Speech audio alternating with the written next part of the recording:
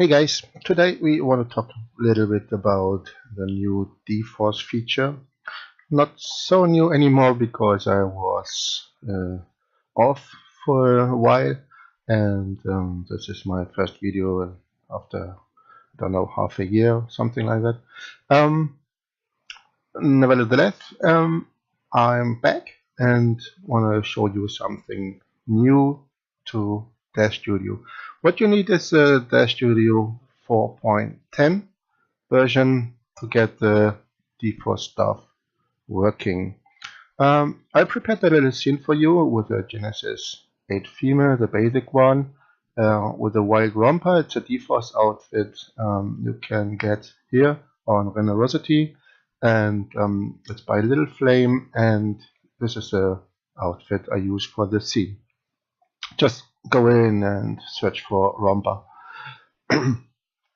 So you need to post something.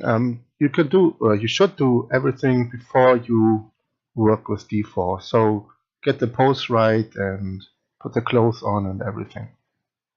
If you have done so, pick the romper. This is the thing here with those sleeves, the hanging sleeves. That's what we want to focus on today. And then you go to the Edit Tools, Object, Geometry, and add dForce Modifier Dynamic Surface to the romper. Yeah, this is here. Now you have the whole thing in the simulation settings. You have all the stuff here you need, and if it's not set like this in your simulation settings on your DAZ Studio, you should change it to this settings a bit. The start bounce from memorized pose I set to off, and I use the animated timeline play range. You can find it in your timeline. Usually it's in the lower left corner, but I switched it here to my close to my viewport, so I don't have to move my mouse too much around. And I set it to the 30 frame. Yeah, go back to the viewport, and now we simulate it. Nothing much will happen because setting is already pretty good. Oh, no, it makes the camera moving. Okay, that's no problem. Because I rotated it before, and I used the animate timeline range. So, and then in the first frame I had it like this, and in the last frame I have it like this. So it makes the, but it doesn't matter. So this is hanging in natural. This is pretty good. It's good looking already. So we could render it and have a good, decent looking picture. Yeah, but there's more with dForce you could do, and it will happen when we add something to the romper. This is create new dForce Windnode. Yeah, dForce Windnode. I accept, and I attach it to the romper, and now I can move it around like anything else in dForce and in DAZ Studio. Sorry, you get this little vent here with this cylinder, with a cylindric shape here. It's close to the camera setting for DOF, for the here you see camera 1, depth of field here. There's a similar working like that, and you have the fall off, and you have the vent where the for the direction. So you can do anything here, and in your parameter settings with the dForce Windnode. Okay, let's go. Let's see want a little back, we want a little up, because we want to have the sleeves affected.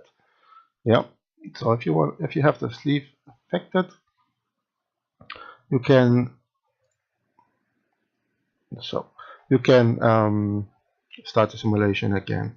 So what we need is more bigger size. So let's go like this and move a little bit to the right. Go a little bit more down. Also, it could be a little bit more up. Come from here.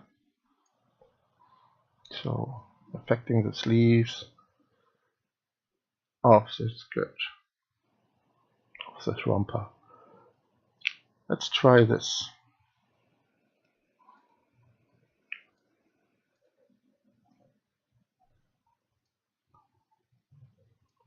So let's simulate it.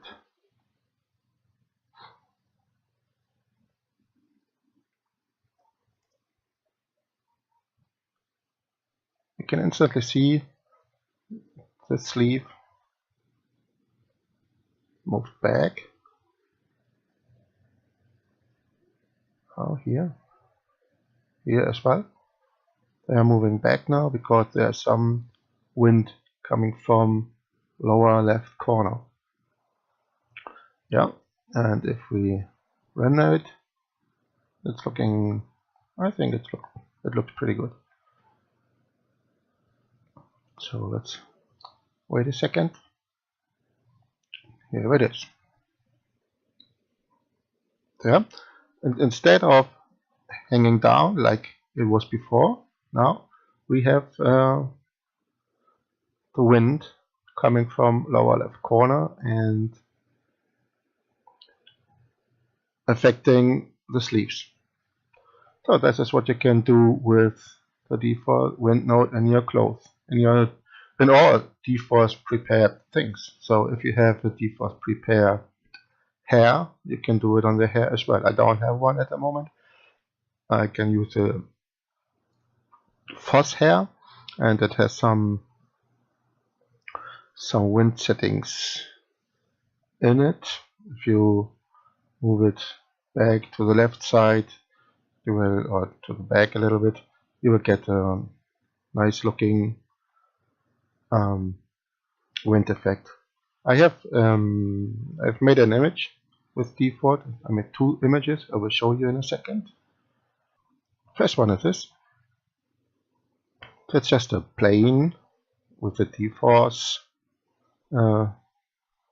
modifier applied to it, and just started the simulation to the 30th frame, and it looks like this. It's already pretty good. Pretty good looking. Second image, this one, where you can see here what I've told you before, where you use the wind. You can use it in the hair, but it's not dForce, it's from the Force hair. And this is a romper with other color settings, with another material. And you can see how it looks pretty natural according to the wind comes from her front side. Yeah. So that's all in all, it's what we can say about dForce in a really quick way. There's more to it, of course, because in the simulation settings you can play with gravity and air resistance, and you can also put more to the surface. So here's some stretch damping, collision layer, collision offset is safe collide, yes or no, the velocity of the cloth you're working with, stiffness of the cloth, and this will be perhaps part of another tutorial, but for the moment this was it, just a quick tutorial for the dForce Windnode, and hope you like it. and it was helpful for you. See you next time. Bye bye.